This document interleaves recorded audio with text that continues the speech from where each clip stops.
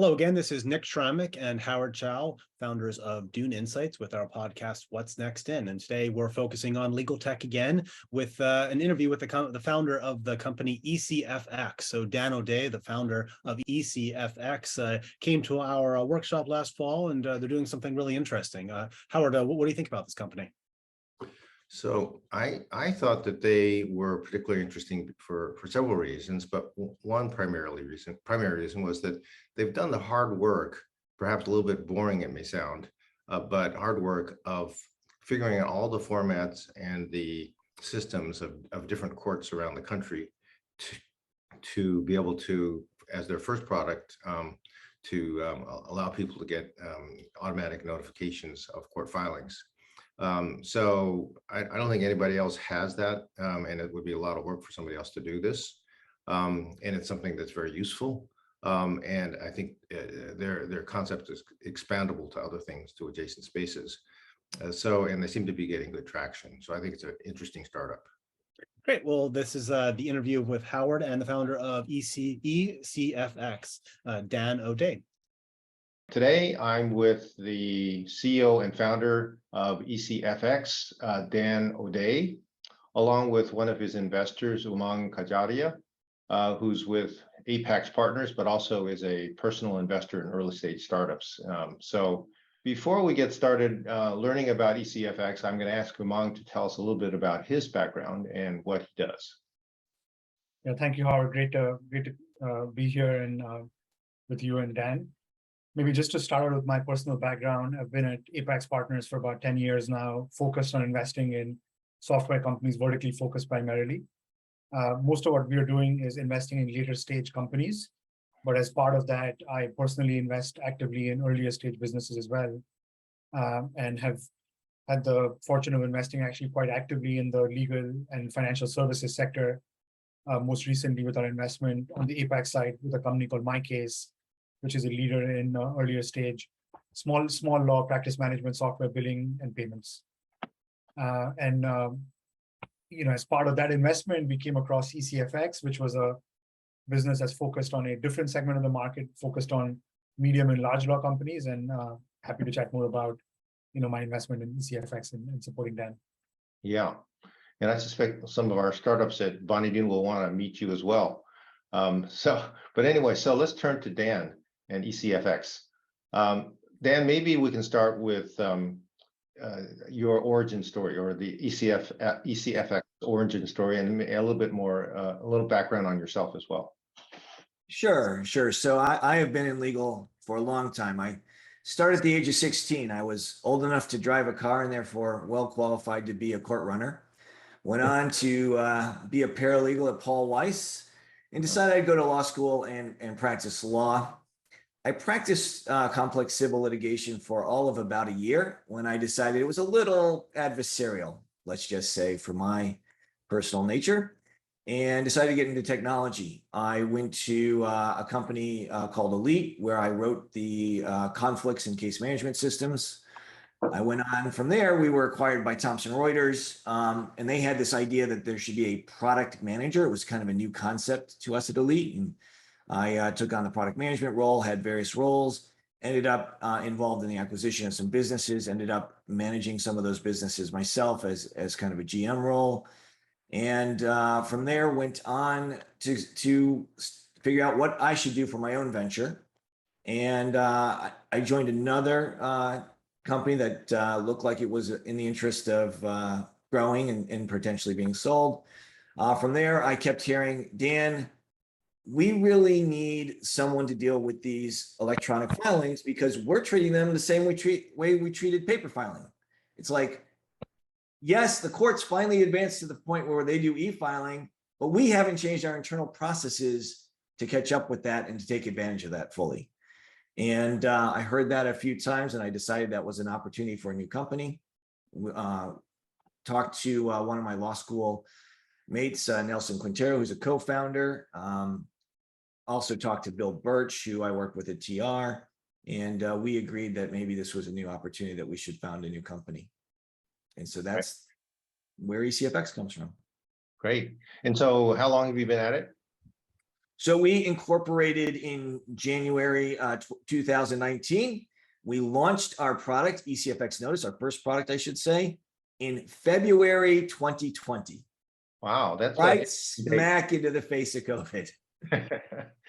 Well, but the timing wise, it's probably not a bad time to be moving into electronic something, or right? I mean, did you find that the wind was at your back or in your face?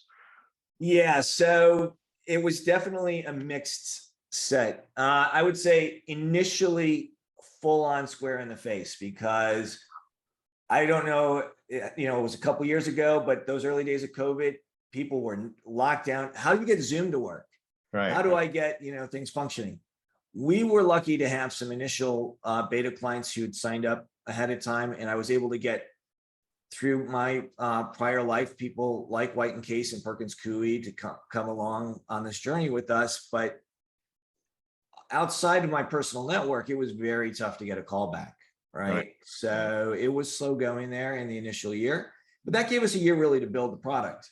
Right. And then by 2021, that had turned around, and that wind was now at our back, because all these courts had said, you have to e-file. The window is closed.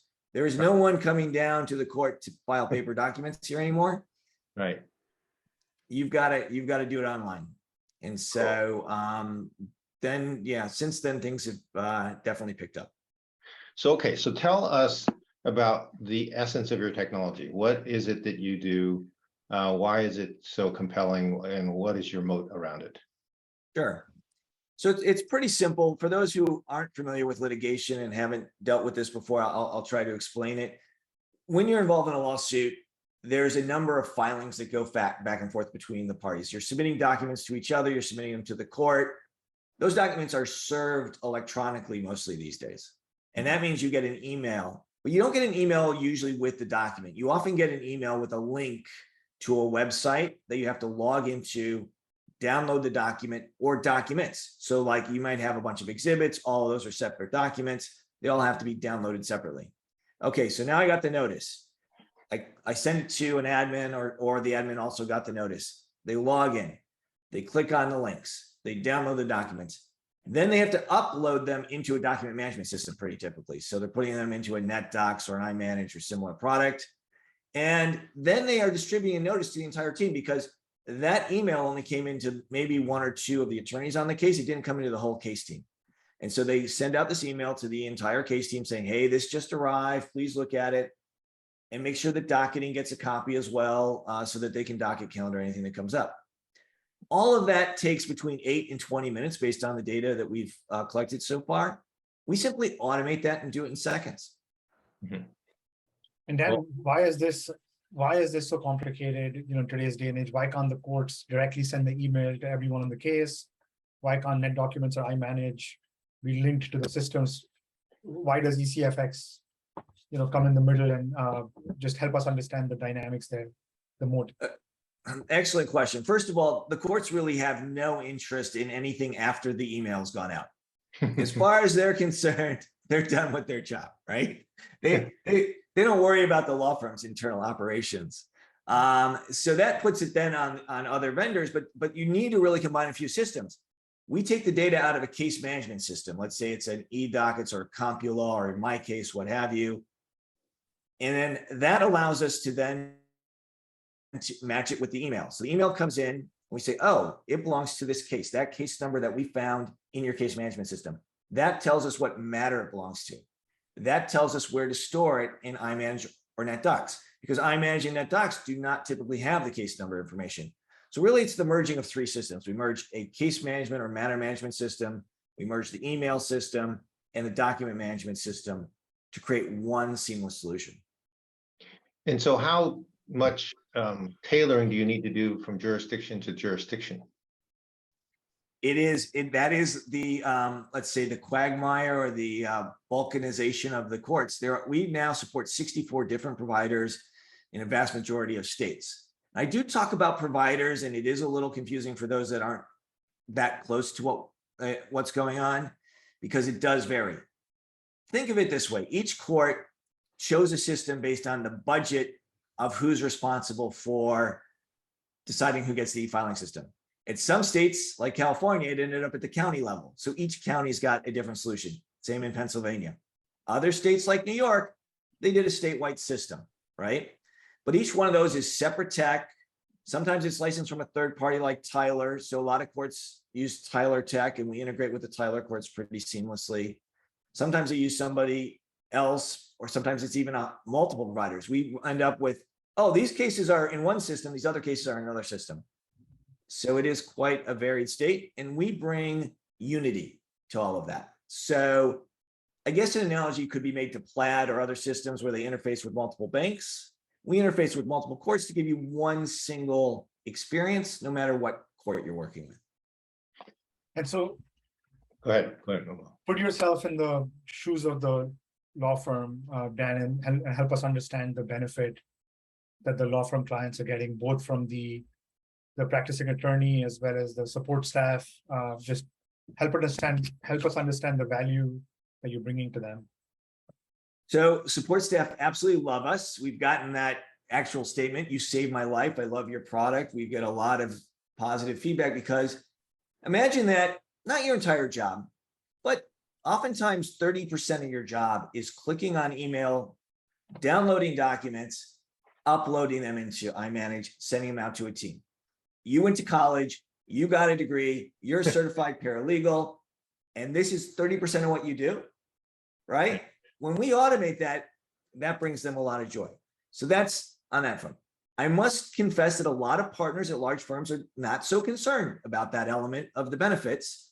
They're more interested in the fact that they get it right away.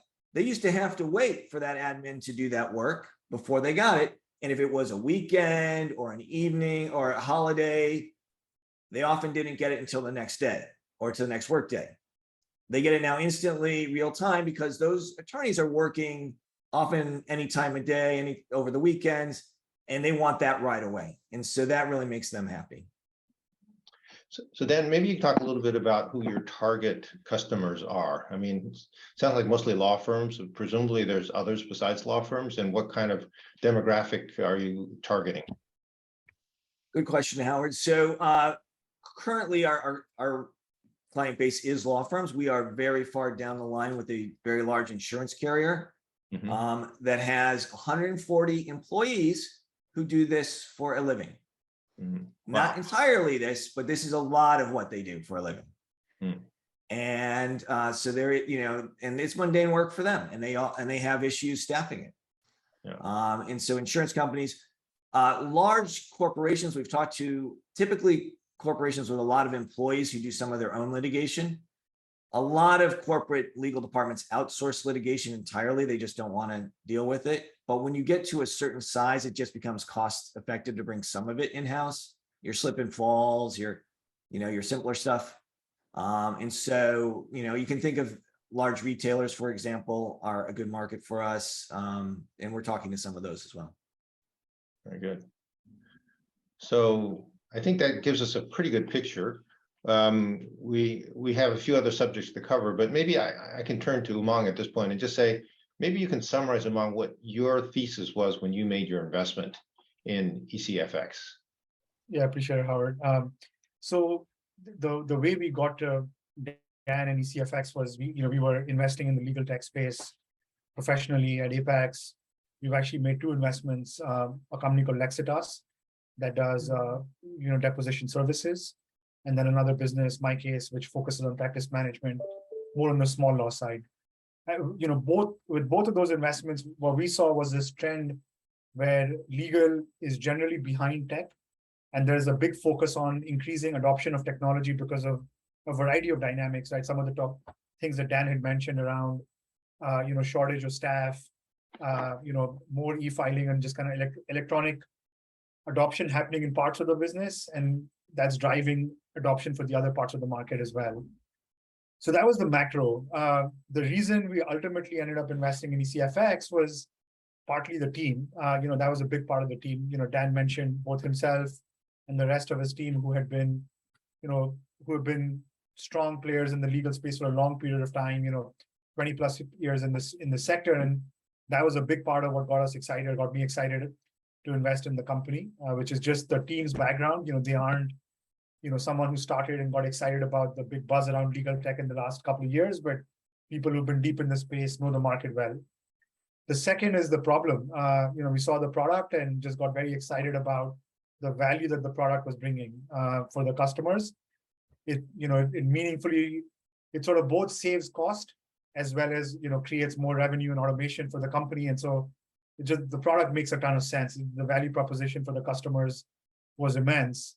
And the third was just the size of the market. This is a product that, can be adopted across large law, medium law, small law, kind of across the entire legal space, as well as the other adjacencies that Dan was mentioning. And the volume of e-filings that's happening is just growing dramatically. And this product, the problem of automating this is an immense problem. And so just, the size of the market, the product that ECFX has, and the team really got me excited.